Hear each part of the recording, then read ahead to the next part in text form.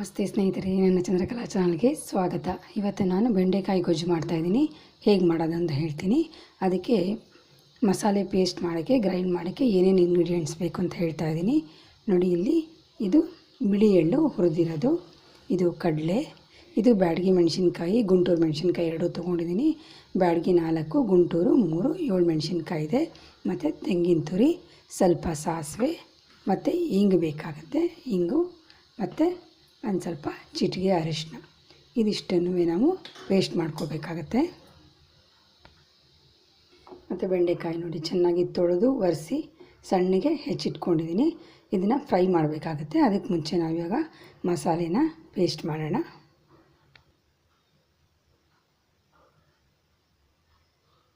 ನೋಡಿ, ಮಸಾಲೆ ಪೇಸ್ಟ್ ಮಾಡಾಯಿತು. ಇವಾಗ ಬಾಣಲೆ ಇಡೋಣ. ಬಾಣಲೆ ಕಾದಿದೆ. ಈಗ ಎಣ್ಣೆ ಹಾಕ್ತಾಯಿದ್ದೀನಿ. ಸ್ವಲ್ಪ ಒಂದು 3 ಸ್ಪೂನ್ ಬೇಕಾಗುತ್ತೆ, ಯಾಕೆಂದರೆ ಇದು ಸ್ವಲ್ಪ ಗೊಜ್ಜಲ್ವ, ಹಿಡಿಯುತ್ತೆ. ಎಣ್ಣೆ ಕೇಳಿದ್ರೆ ಸ್ವಲ್ಪ ಅರಿಶಿನ ಮತ್ತು ಹಿಂಗು. ಈಗ ನಾವು ಚೆನ್ನಾಗಿ ತೊಳೆದು ಹೆಚ್ಚಿಕೊಂಡಿರೋ ಬೆಂಡೆಕಾಯಿನ ಅದಕ್ಕೆ ಹಾಕ್ತೀವಿ.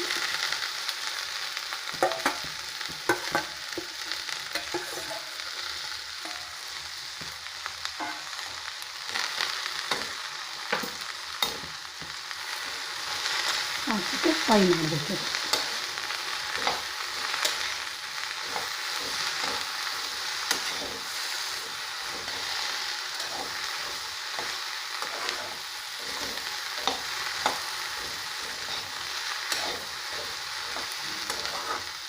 ಇನ್ನೊಂದು 5ರಿಂದ 10 ನಿಮಿಷ, 5-10 ನಿಮಿಷ ಇದನ್ನ ಚೆನ್ನಾಗಿ ಫ್ರೈ ಮಾಡಬೇಕು. ಇದರಲ್ಲಿ ಸ್ವಲ್ಪ ಅಂಟುತ್ತಲ್ಲ, ಅದೆಲ್ಲ ಹೋಗುತ್ತೆ.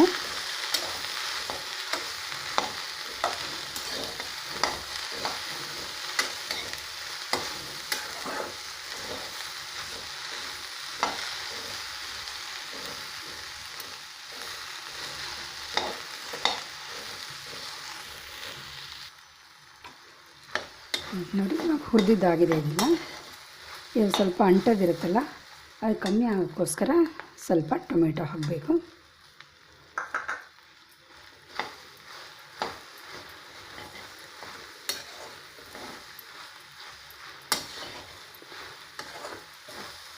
ಟೊಮೆಟೊ ಹಾಕೋದ್ರಿಂದ ಇದರಲ್ಲಿ ಏನು ಅಂಟೋದಿರುತ್ತೋ ಬೆಂದ ಮೇಲೆ ಅದೆಲ್ಲ ಕಡಿಮೆ ಆಗುತ್ತೆ.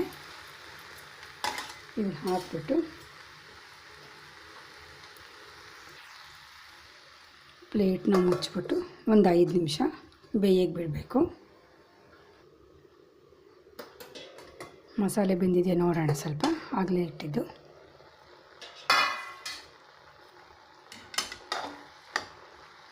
ಮಸಾಲೆ ಹಾಕಬೇಕೀಗ. ಮಸಾಲೆ ಹಾಕಬೇಕು. ಬೆಂದಿದೆ, ಆಗಲೇ ಇಟ್ಟಿದ್ದು.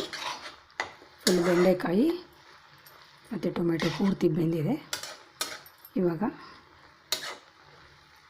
ನಾವು ಗ್ರೈಂಡ್ ಮಾಡಿ ಇಟ್ಕೊಂಡಿದ್ವಲ್ಲ ಮಸಾಲೆ, ಅದನ್ನು ಆ್ಯಡ್ ಮಾಡೋಣ.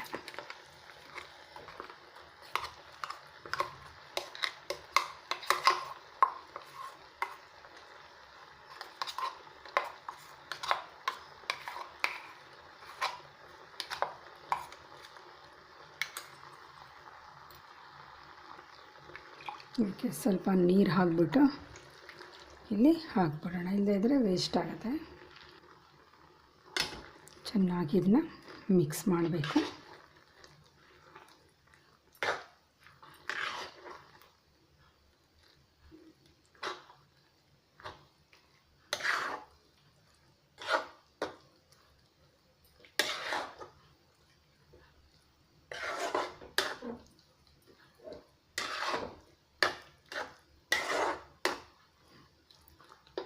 ಗಟ್ಟಿ ಆಯಿತು. ಇದಕ್ಕೆ ಸ್ವಲ್ಪ ನೀರು ಹಾಕೋಣ.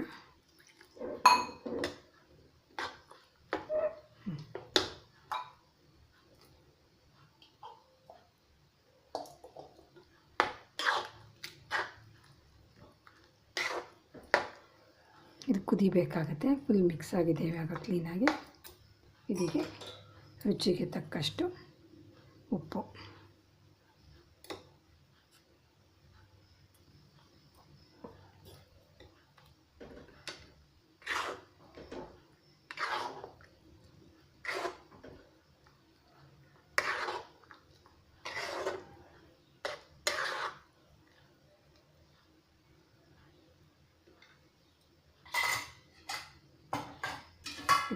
ಮುಚ್ಚಿಬಿಡೋಣ. ಒಂದು 5 ನಿಮಿಷ ಬೇಯಲಿ.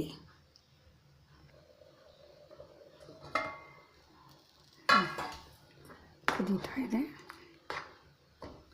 ಇದಕ್ಕೆ ಸ್ವಲ್ಪ ಕುದ್ಮೇಲೆ ಸ್ವಲ್ಪ ಬೆಲ್ಲ ಸೇರಿಸ್ಬೇಕು. ಬೆಲ್ಲ ಸೇರಿಸಿ ಚೆನ್ನಾಗಿ ಮಿಕ್ಸ್ ಮಾಡಿದ್ಮೇಲೆ ಇನ್ನೊಂದು 2-3 ನಿಮಿಷ ಕುದ್ರೆ ಸಾಕಿದೆ.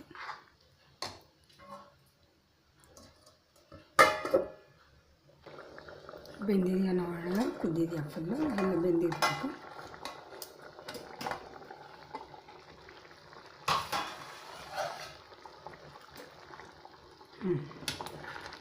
ಪೂರ್ತಿ ಎಲ್ಲ ಮಸಾಲೆ ಚೆನ್ನಾಗಿ ಬೆಂದಿದೆ.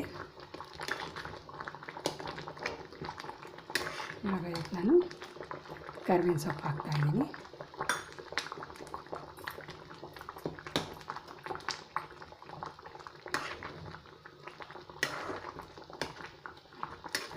ಬೆಂಡೆಕಾಯಿ ಗೊಜ್ಜು ಇವಾಗ ಫುಲ್ಲು ಮುದ್ದಿದೆ. ಕೊನೆಯದಾಗಿ ಇದಕ್ಕೆ ಒಗ್ಗರಣೆ ಹಾಕಬೇಕು.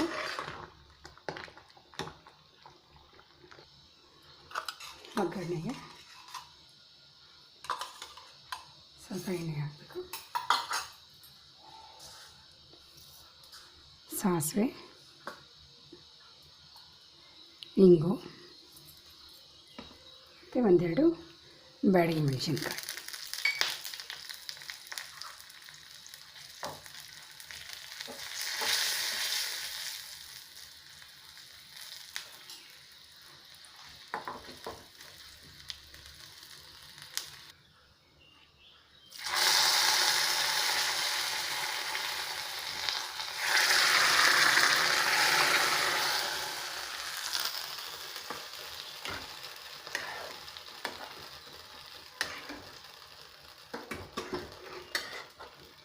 ಬಿಸಿ ಬಿಸಿಯಾದ ಬೆಂಡೆಕಾಯಿ ಗೊಜ್ಜು ರೆಡಿಯಾಗಿದೆ. ಬೆಂಡೆಕಾಯಿ ಗೊಜ್ಜು ರೆಡಿಯಾಗಿದೆ, ಬಿಸಿ ಬಿಸಿಯಾಗಿರೋದು. ಇದು ಊಟಕ್ಕೆ, ಚಪಾತಿಗೆ, ದೋಸೆಗೆ ಎಲ್ಲದಕ್ಕೂ ಚೆನ್ನಾಗಿರುತ್ತೆ. ನೀವು ಒಂದು ಸಲ ಮಾಡಿ ನೋಡಿ. Thanks for watching. ದಯವಿಟ್ಟು ನನ್ನ ಚಂದ್ರಕಲಾ ಚಾನಲ್ನ ಸಬ್ಸ್ಕ್ರೈಬ್ ಮಾಡಿ, ಶೇರ್ ಮಾಡಿ, ಕಮೆಂಟ್ ಮಾಡಿ. ಧನ್ಯವಾದಗಳು.